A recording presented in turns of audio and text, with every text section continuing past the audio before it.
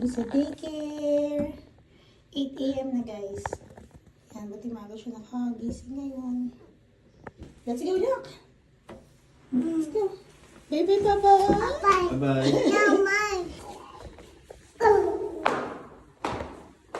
Biglang nag-drop yung temperature ngayon guys.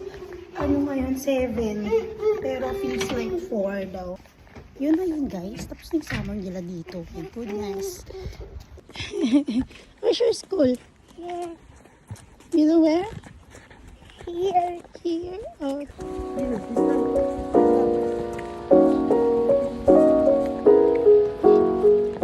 Balik ka third day na yung ngayon dito sa daycare. At mukhang excited naman siya. Thanks.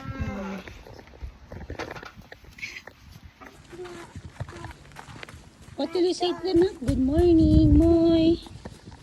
Moy. Door. Yeah, this door. Okay. Door. Back. Open. Open the door. Oh, remove your shoes na ka and wash your hands, ha? We need to wash your hands. Remove your shoes na. Oh, no socks, no socks na. No, don't remove your socks. You use it then.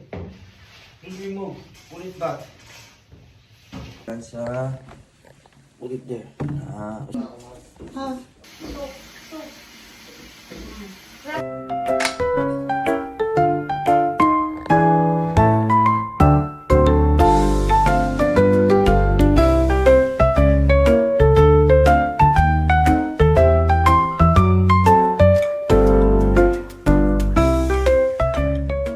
So, kakatapos lang ng online class ko, guys. So, sinduin ko naman si KB. Ano naman nakapag-nap si KB kasi yung mga unang araw niya talaga, hindi siya nakakatulog doon kasi nga nasanay din siya na breastfeeding kasi siya simula baby eh. So, nasanay siya na nakakatulog siya sa akin ng nakadede ba.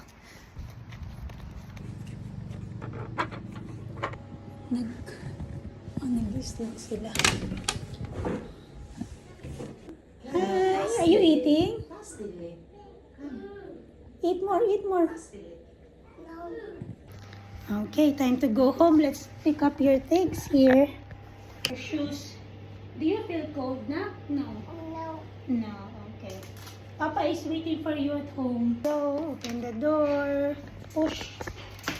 Oh my God, look, it's cold.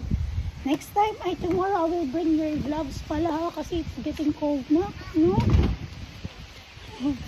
My. Oh, wala kayo na?